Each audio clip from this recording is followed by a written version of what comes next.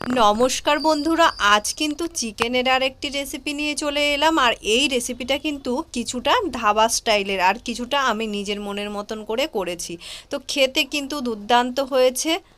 গরম ভাতে কিংবা রুটি, লুচি, পরোটা সবেতেই ভালো লাগবে এই রেসিপিটি। দুর্দান্ত একটি রেসিপি। এটি করার জন্য আমি কিন্তু দুটো বড় সাইজের পেঁয়াজ কুচিয়ে নিয়েছি, আর একটা মাঝারি সাইজের রসুন, আর হাফ ইঞ্চি মতো আদা, আর দুটো মাঝারি সাইজের টমেটো আমি কিন্তু দুটো ভাগ করে কেটে নিয়েছি। আর একটা পেঁয়াজ আমি ওর মধ্যে থেকে পাপড়ি ছাড়িয়ে নিয়েছি, আর একটা পেঁয়াজ কিন্তু কুচিয়ে নিয়েছি। আর পাপড়ি ছাড়ানো পেঁয়াজটা কিন্তু প্রথমে গরম তেলে দিয়ে কিন্তু হালকা করে ভেজে তুলে রেখে, আর যে মাঝারি মাপের টমেটো নিয়েছিলাম সেই দুটো টমেটোকে দুটো ভাগ করে কেটে নিয়েছি। এইগুলো আমি এরকম করে এবারে ভেজে নেব। আর দুটো পাটি এপিট ওপিট উল্টে আমি ভেজে নেব। একটু ঢেকে দিয়েছিলাম, ঢাকনা তুলে আবার ওই পাটটাও এরকম করে নেড়ে দিয়ে উল্টে দিয়ে আমি আবার ঢেকে দিলাম। দিয়ে এবার এগুলোকে আমি তুলে নেব। তাহলে খুব সহজেই ওটা কিন্তু মাংসের সঙ্গে মিশে যাবে আর কাঁচা গন্ধ থাকবে না। এদিকে আমি কিন্তু একটু দারচিনি, শুকনো লঙ্কা ফোড়ন দিয়ে পেঁয়াজ কুচিটা এর মধ্যে দিয়ে দিলাম।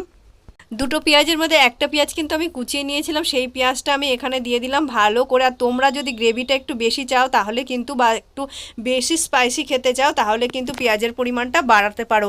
আমি এখানে একটা দিয়েছি, তোমরা দুটো করে দিতে পারো। ওখানে পাপড়ি ছাড়ানো পেঁয়াজ কিন্তু দুটো করে দিতে পারো। এখানে আদা বাটা, রসুন বাটা অ্যাড করে দিলাম। এখানে হলুদ গুঁড়ো, তারপর একে একে জিরে গুঁড়ো দিয়ে ভালো করে আবার একটু এদিক ওদিক করে নেড়ে চেড়ে নিলাম। নেড়ে চেড়ে নিতে নিতে আবার আরও একটু গুঁড়ো মশলা দিতে হবে এর সঙ্গে। লঙ্কার গুঁড়ো একটু বেশি করে লঙ্কার গুঁড়ো দিলাম একটু ঝালের পরিমাণটা বাড়ানোর জন্য। কাঁচা লঙ্কাও অ্যাড করা যেতে পারে এর মধ্যে, আমি যদিও করিনি। আর এর মধ্যে এবার নুন মাখানো চিকেনগুলোকে দিয়ে দিলাম। আমি কিন্তু আধ ঘন্টা আগে চিকেনগুলোকে ধুয়ে নুন মাখিয়ে রেখে দিয়েছিলাম যাতে চিকেনের ভেতরে লবণটা ভালোভাবে ঢুকে যায়। এবার এই মশলার সঙ্গে চিকেনটাকে ভালো করে নেড়ে চেড়ে এইভাবে মিশিয়ে নেব। ভালো করে গরম হয়ে যাবে যখন চিকেনটা, আর মশলাটাও চিকেনের সাথে মিশে যাবে, তখন কিন্তু আমি গ্যাসের আঁচটাকে একদম কমিয়ে দেব। লো আঁচে দিয়ে আমি এটাকে একটা ঢাকনা দিয়ে আবার ঢেকে দিলাম। প্রায় 10 মিনিট মতো এটা এইভাবে ঢাকনা দেওয়া ছিল। ঢাকনা তুলে দেখছি কিন্তু চিকেনটা কিন্তু প্রায় সেদ্ধ হয়ে এসছে। আবার একটু নেড়ে চেড়ে মশলার সঙ্গে ভালো করে মিশিয়ে নিয়ে আমি দুটো টুকরো টমেটো দিয়ে দিলাম। টমেটো দিয়ে কিন্তু আবার একটু ঢেকে দিয়েছিলাম। ঢাকনা তুলে আবার এটাকে ভালো করে কষিয়ে নিয়ে যখন এটা ভালো মতো সেদ্ধ হয়ে গেছে তখন কিন্তু আমি এর মধ্যে আগে থেকে ফেটিয়ে রেখেছিলাম টক দই, যেটা আমি নুন আর চিনি মিশিয়ে তবেই ভালো করে ফেটিয়েছিলাম। তো সেই ফেটানো টক দইটা আমি এর ওপরে দিয়ে দিলাম।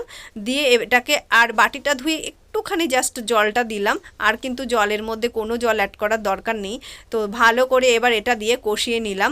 তোমরা চাইলে কিন্তু এর মধ্যে কাজু বাদামও অ্যাড করতে পারো, কিন্তু আমি অ্যাড করিনি। তারপর আর যে দুটো টমেটো ছিল সেটাও এর মধ্যে অ্যাড করে দিলাম, আর যে পেঁয়াজের পাপড়িগুলো ভেজে রেখেছিলাম সেটা ওপর থেকে দিলাম। তো আমার মনে হচ্ছে পেঁয়াজের পাপড়িটা আর একটু বেশি হলে ভালো হতো। তোমরা কিন্তু পরিমাণটা একটু বাড়িয়েই দিও। এখানে আমার 500 গ্রাম চিকেন ছিল। আবার কিন্তু আমি কিছুক্ষণের জন্য এটাকে ঢেকে দেব।